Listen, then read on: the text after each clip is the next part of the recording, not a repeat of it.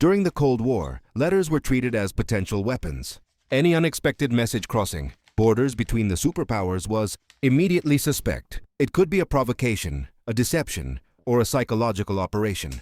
For the KGB, anonymous or unofficial, correspondence was often more dangerous than open diplomatic communication. In the early 1980s, Soviet counterintelligence intercepted a letter addressed not to the government, but to a specific internal KGB department. It did not arrive through diplomatic channels. It was not encrypted, and it did not demand anything.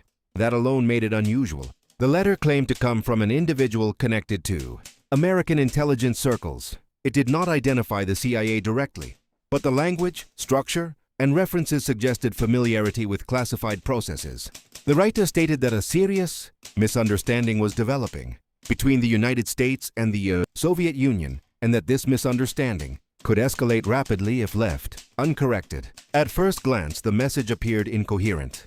It mixed personal concern with strategic observation. It referenced military alerts, intelligence assumptions, and internal fears on the American side. Most importantly, it warned that U.S. decision-makers were reacting not to Soviet actions, but to their own interpretations of incomplete data.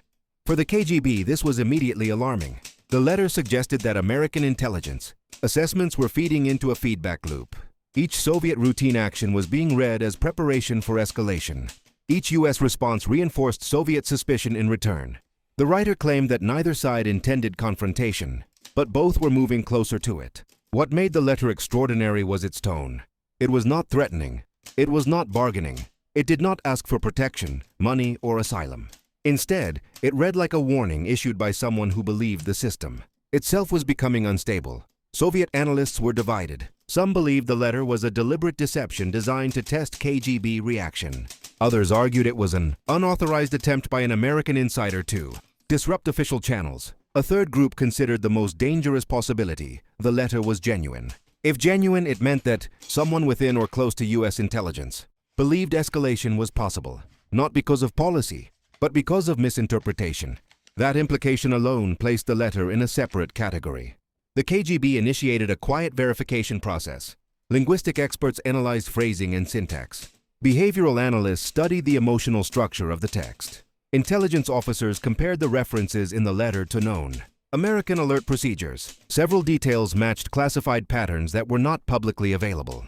This did not confirm authenticity, but it reduced the likelihood of random fabrication. Most importantly, the letter did not attempt to influence Soviet behavior directly. It did not ask the USSR to change policy or posture. Instead, it asked Soviet intelligence to understand how American intelligence was thinking. That was an unusual request, one that suggested desperation rather than manipulation. The letter ended with a warning. If current assumptions continued unchecked, a false signal could trigger irreversible decisions. The writer stated that internal dissent inside the U.S. system was being ignored. Fear, not evidence, was beginning to shape conclusions. For the KGB, this raised a terrifying question. What if the greatest danger was not an enemy plan, but an enemy mistake? The letter was not shared widely. It was classified immediately and routed to a small group of senior analysts. No reply was sent. No acknowledgement was made. Silence was the first response. But silence did not mean inaction.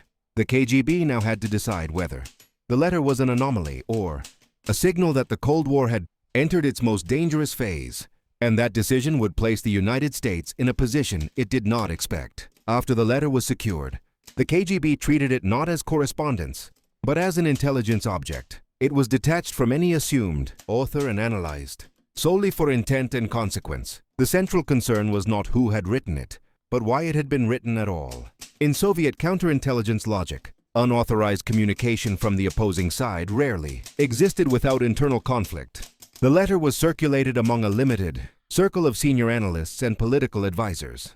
Each approached it from a different angle. Some focused on the strategic claims. Others examined the emotional structure of the text. What emerged was a consistent pattern. The writer was not attempting to deceive. The letter lacked the markers of an influence operation. There was no call to action, no request for cooperation, and no attempt to steer Soviet policy in a specific direction. Instead, the message read like a warning issued too late through the wrong channel.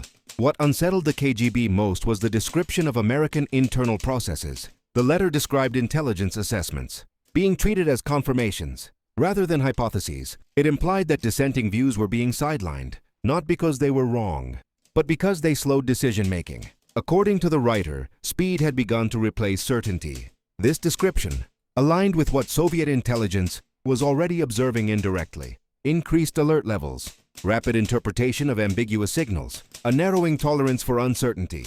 The letter did not introduce new facts. It contextualized existing ones in a way that made them far more dangerous. The KGB debated whether the letter represented an individual acting alone or a deeper fracture inside the American system.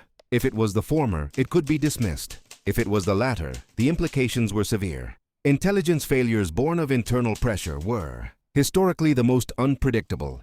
No attempt was made to respond. Any reply would confirm receipt and validate the channel. Instead, the KGB began testing the letter's claims indirectly. Soviet routine activities were adjusted slightly, not to provoke, but to observe American reaction speed and interpretation. The results were immediate. U.S. intelligence responses appeared accelerated. Analysis tightened. Assumptions hardened faster than expected. The margin between observation and conclusion shrank. This behavior supported the letter's central warning. The KGB now faced a dilemma. Public exposure of the letter would be dismissed as propaganda. Direct diplomatic communication would be too slow and too visible. Intelligence confrontation would escalate the very dynamic the letter warned about. Doing nothing, however, meant accepting the risk of miscalculation. For the first time, the KGB considered an unconventional approach. Rather than acting against the United States, it would act on the environment described in the letter. If American intelligence was trapped in a feedback loop, then that loop could be disrupted, not by deception, but by predictability. Soviet activities near sensitive areas were standardized. Variability was reduced. Signals were made boring. The objective was to deny American analysts the ambiguity that fueled rapid conclusions. If fear fed on uncertainty, then certainty, even mundane certainty, could slow it down. Internally, this approach was controversial. Some argued it revealed too much. Others believed it was safer than silence. The leadership approved a limited implementation. No dramatic changes, no signaling, just consistency. Over time, American responses slowed. Alert levels stabilized. The pace of interpretation eased. The system began behaving less reactively. The letter's warning appeared to be correct and manageable. What stunned U.S. intelligence was not the Soviet behavior itself, but the absence of escalation. Analysts expected provocation or concealment. Instead, they encountered restraint. This contradicted existing models and forced reassessment. The KGB never acknowledged the letter. It never confirmed its authenticity. But by acting as if the warning were valid, it placed the United States in an unfamiliar position, one where its own assumptions had to be questioned. The letter had not demanded action. It had demanded understanding. And in responding without responding, the KGB had quietly altered the balance of perception. As the KGB adjusted its behavior in response to the letter, a subtle shift began to take place on the American side. Intelligence assessments that had once relied on rapid interpretation now faced an unexpected problem. There was nothing to interpret. Soviet actions became predictable, repetitive, and deliberately unremarkable. For analysts trained to search for hidden intent, this created discomfort rather than reassurance. Inside U.S. intelligence circles, debates intensified. Some analysts argued that the Soviet Union was masking preparation behind routine. Others suggested the opposite, that Moscow was intentionally reducing ambiguity to signal restraint. The lack of clear indicators fractured consensus. Without urgency, established threat models lost coherence. This reaction confirmed one of the letter's most unsettling implications. American intelligence systems were not designed to operate comfortably in environments of prolonged calm. They relied on deviation, anomaly, and change. When those elements disappeared, interpretation became speculative. Speculation, in turn, revived the very fear the letter had warned against. The KGB monitored this carefully. Its objective was not to reassure the United States, but to expose the limits of assumption-based analysis. Soviet counterintelligence understood that certainty could be destabilizing when it contradicted expectation. The American system had prepared itself for confrontation. Restraint forced it into doubt. Internally, the KGB reviewed the letter again. Analysts now viewed it less as a warning and more as a confession. It revealed a system under pressure, one where speed and decisiveness were valued over reflection. The writer had not been asking the USSR to change. He had been acknowledging that the United States was struggling to slow itself down. This realization reframed the situation. The letter was not about Soviet behavior at all. It was about American perception. The KGB chose to maintain its course. No outreach, no exposure, no attempt to identify the author publicly. Pursuing the individual could destabilize the fragile balance that had emerged. More importantly, it could discredit the message itself.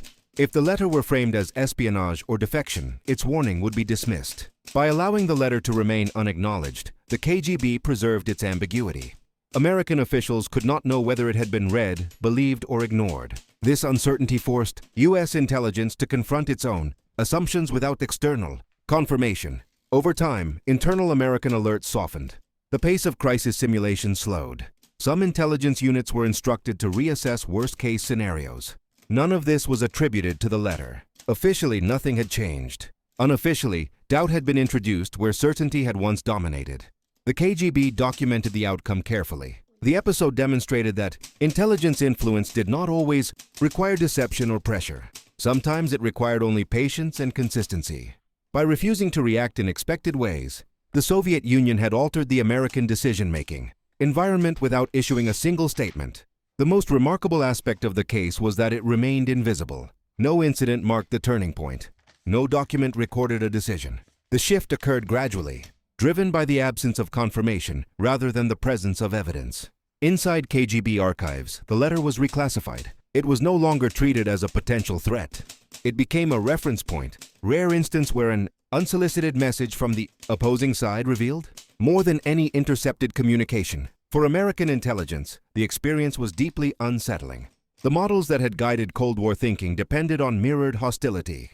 When that hostility failed to appear, the system faltered. The United States found itself uncertain not about Soviet intentions, but about its own interpretations. The letter had not forced a response. It had exposed a weakness, and that weakness would influence how both sides approached the final years of the Cold War. As the Cold War entered its final phase, the letter remained one of the most unusual items in KGB archives. It had not triggered arrests, defections, or diplomatic exchanges. Instead, it had quietly altered how Soviet counterintelligence interpreted American behavior. The absence of reaction became a signal in itself. Inside the KGB, the case was reassessed with a broader perspective. Analysts compared the period before and after the letter's arrival. The contrast was subtle but measurable. American intelligence activity had not stopped, but its tone had changed. Alerts were fewer. Interpretations became more cautious. The language used in intercepted assessments softened, replacing certainty with probability. This was not the result of Soviet pressure. It was the result of uncertainty on the American side. The KGB leadership concluded that the letter had exposed a structural vulnerability within U.S. intelligence culture. The American system valued decisiveness. It rewarded speed, but it struggled when forced to operate without confirmation. The Soviet response, predictable, restrained, and unprovocative, had deprived U.S. analysts of the friction they needed to sustain threat narratives. At the same time, the KGB was careful not to overinterpret its own success. The letter had not created trust. It had created hesitation. Hesitation could stabilize a crisis, but it could also mask deeper fear. Soviet analysts warned that prolonged ambiguity might eventually provoke a renewed search for hidden intent. For this reason, the KGB chose not to institutionalize the approach permanently. It remained situational. Border routines, military exercises, and intelligence postures were adjusted only where necessary. The goal was balance, not reassurance. The author of the letter was never identified conclusively. Several candidates were considered: analysts, advisors, peripheral contractors, but none could be confirmed without risking exposure of sources. In the end, the identity mattered less than the content. The letter had served its purpose without needing attribution. Within U.S. intelligence, the episode became a quiet anomaly. There was no official acknowledgement that a warning had been received. Yet the behavioral shift suggested that its implications had been absorbed indirectly. Decision-makers became more cautious about assuming intent based on incomplete signals. The pace of escalation slowed. This restraint did not end the Cold War, but it reduced the risk of accidental confrontation during one of its most volatile periods. Both sides continued to distrust each other. Both continued to prepare for worst-case scenarios. But the margin for error widened slightly. The KGB archived the case as an example of influence without contact. No agents were activated. No disinformation was deployed. The Soviet Union had simply refused to behave as expected. That refusal forced the United States to reconsider its assumptions. As years passed, the letter's relevance faded. New political realities emerged. Institutional priorities shifted. When the Cold War ended, the letter was no longer a concern. It had done its work quietly and left no visible trace. Yet within intelligence circles, its lesson endured. Systems built on fear were vulnerable to calm. Assumptions could be destabilized by consistency. And sometimes the most effective response was not action, but restraint. The letter had not placed the United States in a position of weakness. It had placed it in a position of reflection. That, more than any confrontation, had been unexpected.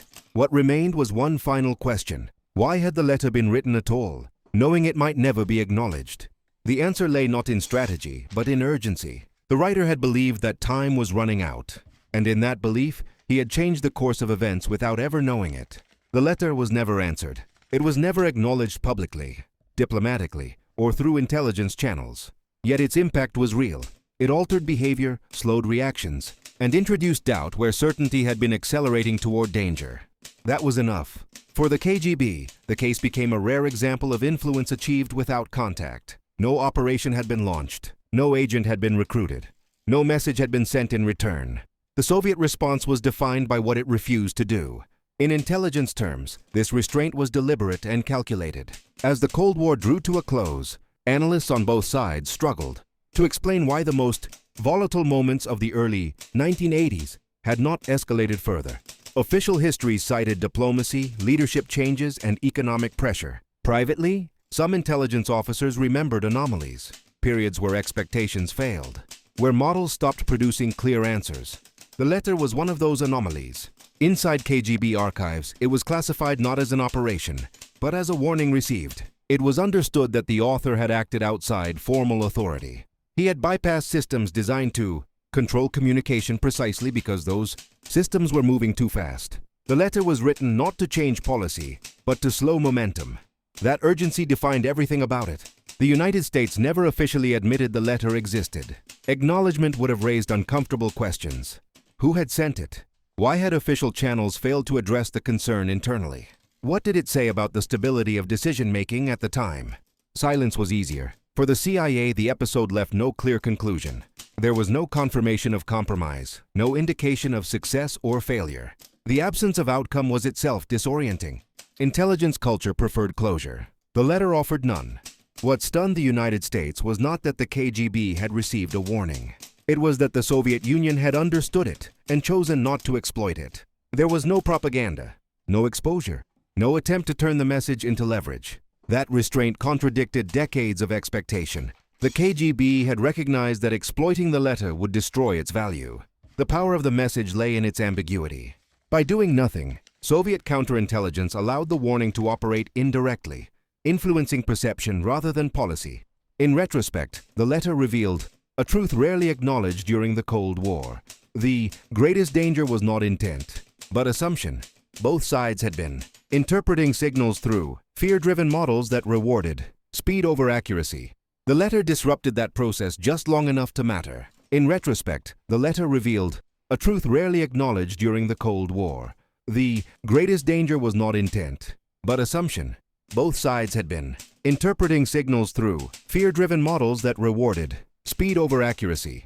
The letter disrupted that process just long enough to matter. The author never knew the outcome. There was no reply to confirm success or failure. He acted on belief, alone, the belief that misunderstanding could be more lethal than hostility. In that sense, the letter was not an intelligence act. It was a human one. The Cold War ended without the letter ever being discussed publicly. No credit was assigned. No recognition followed. Yet its effect endured quietly in how intelligence. Institutions remember the limits of certainty. The KGB had received a letter that placed the United States in an unfamiliar position, not of defeat, but of doubt. And doubt, in a system built on fear, was destabilizing. That was why the letter stunned the United States. Not because it exposed secrets, but because it revealed how close the system had come to believing its own assumptions, and how easily that belief could have changed history.